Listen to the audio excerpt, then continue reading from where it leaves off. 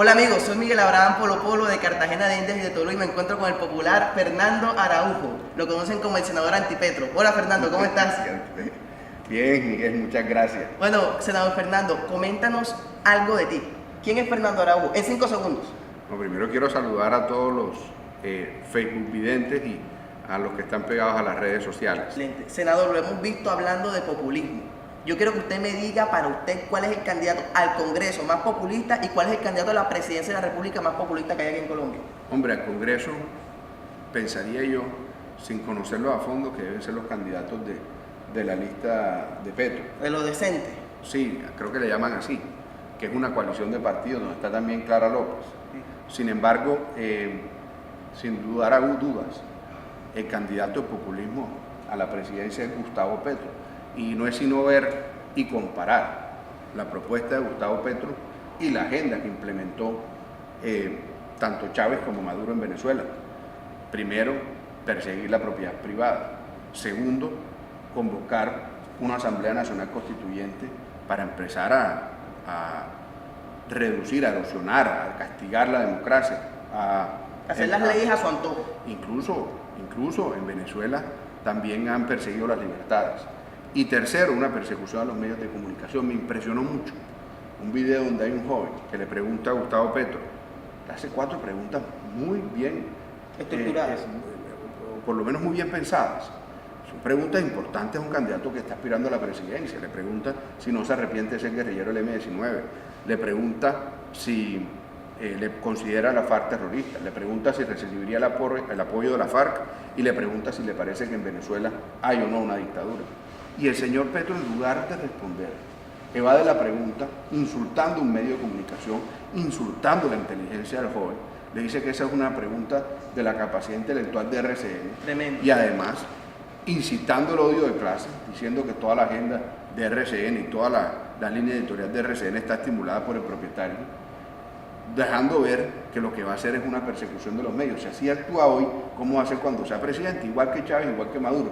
Yo creo que Chávez fue más cauto en la campaña electoral que lo que es Petro hoy. Por lo menos Petro está destapando algunas cartas. Todavía las camufla y las maquilla un poco. No, la expropiación no la llama expropiación, pero es expropiación. Subir impuestos para que se les haga imposible a pagarlos a los tenedores de tierra. Exacto, y bajarle los precios para adquirirlos. Esa es la definición de expropiación. Ya peló el cobre, definitivamente. Indudablemente. ¿Qué piensa, hablando de Gustavo Petro? Él dice que va a hacer que todos los jóvenes de Colombia tengan acceso a la educación gratuita, que es una educación universal. ¿Usted piensa que esto se puede hacer? Hombre, a ver, yo creo que sí hay que evolucionar en la educación y en la gratuidad de la educación. Yo creo que entre más avancemos en darle acceso a los jóvenes colombianos a la educación, vamos a tener un futuro mejor. Pero también hay que entender cuáles son las limitaciones del país. Y uno sacar aquí propuestas que no son posibles de aplicar, esa es la definición también de la demagogia, ¿no? Eso es lo que él está haciendo, proponiendo unas cosas que en la práctica o van a quebrar al país o no se pueden aplicar. Nosotros pensamos que este país sí tiene que hacer un gran esfuerzo porque los estudiantes egresados de colegios de estrato 1 y 2 que quieran entrar a la universidad pública y que pertenezcan a programas sociales como Familia en Acción tengan acceso a la universidad pública con gratuidad, sin pagar matrícula, con subsidio de transporte. Yo sí creo que este país tiene que hacer un gran esfuerzo por ampliar la cobertura en la educación superior y en la educación preescolar. Es ahí donde todavía hay un gran hueco para que los estudiantes o para que la cobertura pueda ampliarse. Y en la educación primaria y en la educación secundaria mejorar la calidad con jornada única, con media técnica. Yo creo que este país tiene que ser audaz, claro, tiene que hacer un gran esfuerzo, pero hacerlo sin demagogia, con políticas que se puedan cumplir. Hay personas que dicen que el Partido Centro Democrático es elitista, que defiende a los ricos, a los empresarios y que excluye a la gente pobre. ¿Usted qué le dice a esas personas? No, hombre, los que están en esa tónica son las personas que precisamente están estimulando el odio de clases. Es que miren, están aplicando la máxima de Nicolás Maquiavelo, que es divide y reinarás. No quieren dividir para podernos gobernar. Así lo han hecho en todos los países. Es que el populismo en América Latina no llega de primero a Colombia, lleva 13 países, ya ha tenido bastante experiencia. y está estimulado por el Foro São Paulo y bastante conocimiento que tiene. Y entonces ya aquí están trayendo las mejores prácticas, ya son mucho más perfeccionadas, claro, especializadas. pero por supuesto. Y entonces lo que nos quieren es dividir a través del estímulo del odio de clase. Y además lo hizo Petro a la perfección para elegirse alcalde de Bogotá. Petro se eligió alcalde de Bogotá con el 33% de los votos. Los demás candidatos sumados en rechazo a Petro tenían el 67% de los votos. Petro necesita dividirnos para podernos gobernar. Y la verdad es que Colombia es una sola. Colombia es heterogénea, Colombia es diversa. Así es. Colombia es un país de regiones, pero Colombia es una sola. Y nos quieren dividir entre izquierda y derecha. Mira, yo te he dicho aquí, hay que ampliar la gratuidad. Yo te he dicho aquí, hay que hacer esfuerzos sociales. Yo te he dicho aquí varias políticas para mejorar el salario mínimo, por ejemplo, que son necesarias, combatir el microtráfico, la lucha contra la pobreza extrema, las 30.000 mejoramientos de vivienda que queremos hacer en Cartagena. ¿Esas son políticas de izquierda o de derecha? Yo creo que no lo son. Yo creo que en el siglo XXI ya esas discusiones quedaron atrás. Aquí lo que hay que pensar es en la unidad del país y en cómo este país lo sacamos adelante con políticas de resultados. No importa de qué color es el gato siempre y cuando case ratones. Así es. ¿Quién dijo eso? Eso lo dijo Mao. No. Deng Xiaoping. Deng Xiaoping. Así es. ¿Por qué hay tantos jóvenes que odian a Uribe? Hombre, porque cientos de jóvenes han sido preparados instrumentalizados por algunos profesores, no todos, que tienen odio contra Uribe. Y esos jóvenes, desafortunadamente... Yo fui testigo de eso. Desafortunadamente esos jóvenes menores de 25 años tenían 8 años, 7 años cuando Uribe fue presidente, cuando este país tenía 60.000 hombres en armas al margen de la ley, cuando en este país 350 alcaldes no podían gobernar desde sus municipios, cuando en este país habían 150 municipios sin un policía, cuando este país alcanzó a llegar a 28.000 homicidios al año, cuando este país tuvo 2.600 secuestros, 1.500 actos terroristas. Este era un país inviable. Inversión nula. Aquí hacían unas pescas milagrosas que milagrosas no tenían nada. Las pescas milagrosas eran unos secuestros masivos hechos a quienes cayeran en él. Uno iba en el carro, lo paraba lo que uno creía que era el ejército y eran o los paramilitares o los guerrilleros. El gobierno del presidente Uribe hizo un gran esfuerzo por desmovilizar tanto a guerrilleros como a paramilitares en las mismas condiciones.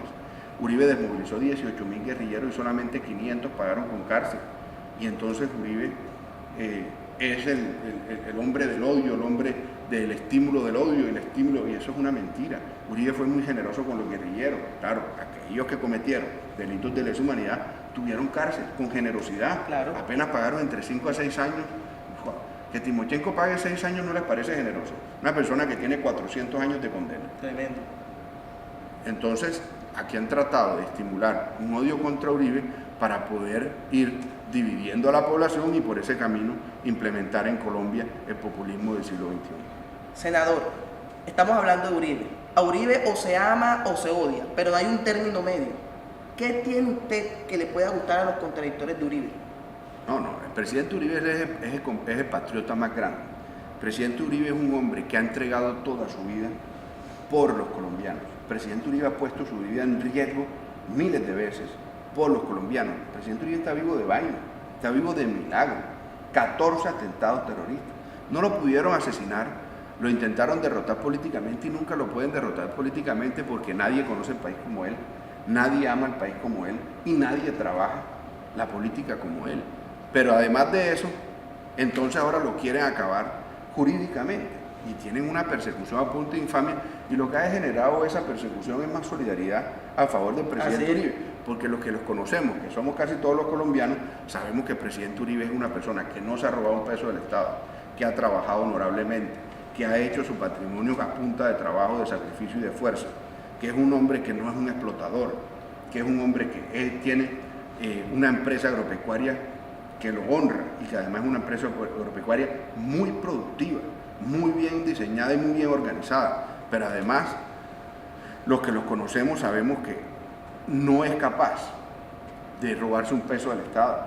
Entonces el presidente Uribe, por mucho que lo quieran acabar, no van a poder. Así es. Bueno, ya para concluir, le voy a preguntar, le voy a dar 2 opciones y usted me va a elegir una de esas. ¿Está preparado?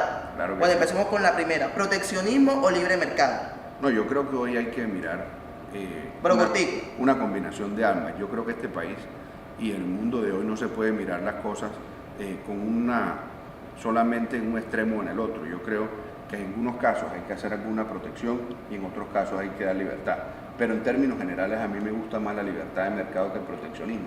Esa competencia genera mejores resultados, esa competencia exige más a las empresas, exige más a los ciudadanos, promueve la iniciativa privada, pero no se puede cortar. Y se favorecen todo. los pobres. Por supuesto. Porque al momento de la competencia los precios bajan. Por supuesto, le da más acceso y además al mismo tiempo le da mayor competitividad al país.